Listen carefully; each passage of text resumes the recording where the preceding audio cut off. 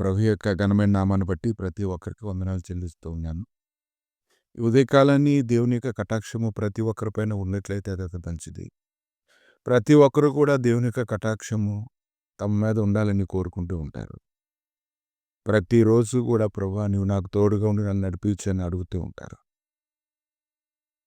మోషే అనేటువంటి గొప్ప సేవకుడైతే దేవుని యొక్క కటాక్షం కొరకు అతను ఎంతగానో వేడుకుంటూ ఉన్నాడు. ఎలీషా అనేటువంటి సేవకుడైతే ఇక చాలు నా ప్రాణం తీసుకొని అతనెంతో వేదంతో ప్రార్థన చేశాడు. కనుక యోనా అయితే అన్నాడు, నేను చనిపోతేనే మంచిది, నన్ను ఇక బ్రతుకునీక నన్ను ఏదో ఒకటి చేయమని అతడు బ్రతిమాలుకుంటూ ఉన్నాడు. కనుక ఒక సంగతి అయితే ఉదయకాలం తెలుసుకోవాల్సినటువంటి విషయం ఏంటంటే, మనుషులైతే నీ సమస్యను వినడానికి వారికి తీరిక లేకపోవచ్చు, ఇష్టపడకపోవచ్చు, నీకు సమాధానం ఇవ్వాలనేటువంటి కోరిక కూడా వాటిలో ఉండకపోవచ్చు. కానీ ప్రభు అయితే ఆయన కరుణా కటాక్షాలను బట్టి అన్ని విషయములలోనూ నువ్వు నెమ్మది కలిగి జీవించడానికి నీ సహాయం చేయగలిగిన శక్తిమంతుడే ఉన్నాడు. నీ యొక్క సమస్యలు ఇతరులకి వేళకోళంగాను ఇతరులకు నవ్వు పుట్టించే విధంగా ఉండొచ్చు. కానీ ఈరోజు ప్రభు అయితే నువ్వు ఎలాగున్నప్పటికీ కూడా నేను రక్షించడానికి, లేవనెత్తడానికి, నేను బలపరచడానికి అని శక్తిమంతుడే ఉన్నారు. అపోస్తల కార్యాలు 16:27 ఒక చెరసాల నాయకుడి గురించి మనం ఆలోచన చేస్తూ ఉన్నప్పుడు, చెరసాల నాయకుడు మేలుకొని చెరసాల తలుపులన్నీ తెరిచుండి చూసినప్పుడు ఖైదీలు పారిపోయారు అనుకొని కత్తి దూసి తను చంపుకొని పోయినప్పుడు, ఎందుకంటే తాను చేసినటువంటి పనిలోని అతను విఫలమైపోయినప్పుడు, తర్వాత దినానికి తన పరిస్థితి ఎలాగుంటుందో అతను ఆలోచన చేసినప్పుడు, అధికారుల చేతిలోని పడి చిత్రహింసల మూలంగా చనిపోవడం కంటే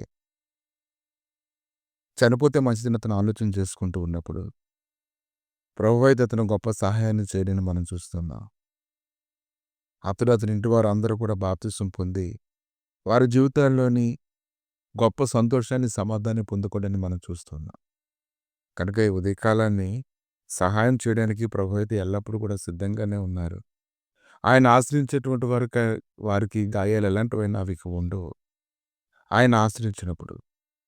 అపోస్తల కార్యాలు 16:33 రాత్రి గడియలోనే అతడు వారిని తీసుకుని వచ్చి వారి గాయములు కడిగెను. వెంటనే అతని ఇంటి వారు అందరూ బాప్తిసం పొందిరి. వారి హృదయానికి, వారి శరీరానికి అయినటువంటి గాయాలన్నిటిలోనూ దేవుడిచ్చినటువంటి గొప్ప విడుదలను చూసినప్పుడు అది ఎంతో సంతోషకరమైనటువంటి విషయం. కనుక నీ జీవితంలో ఈ ఉదయకాలాన్ని నీకు ఎవరు సహాయం చేస్తారు? నువ్వు అనేక విషయాలను బట్టి నీకు వెంటనే సమాధానం కావాలని కోరుకోవచ్చు. కానీ ప్రభు అయితే నీ శరీరానికి ఉన్నటువంటి గాయాల్ని, నీ హృదయానికి ఉన్నటువంటి గాయాల నుంచి విడిపించి గొప్ప నెమ్మదితోనూ సమాధానం తినపడానికి ఆయన శక్తిమంతుడే ఉన్నాడు. చెరసాల నాయకుడి గురించి ఆలోచన చేసినటువంటి దేవుడు ఈ ఉదయకాలాన్ని నీ గురించి కూడా ఆలోచన చేస్తున్న రాబోయే పరిస్థితులన్నింటిలోనూ నీ గొప్ప కార్యం చేయడానికి ఆయన శక్తిమంతుడే ఉన్నాడు. దాన్ని బట్టి నువ్వు స్తుతించు. నీ శత్రువుల యొక్క బలం ఎంత ఉందో నీకు తెలుస్తుంది. దేవుని యొక్క శక్తి నీ కొరకు ఎలా పనిచేస్తుందో కూడా నువ్వు తెలుసుకున్నప్పుడు నువ్వు ఖచ్చితంగా సాక్ష్యం చెప్తావు. ఆమేన్.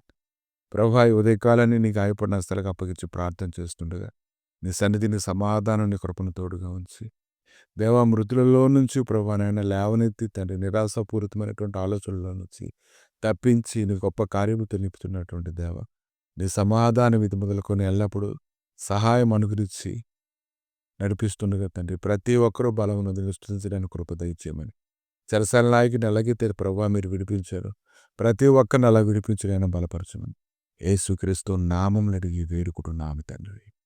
ఆమేన్.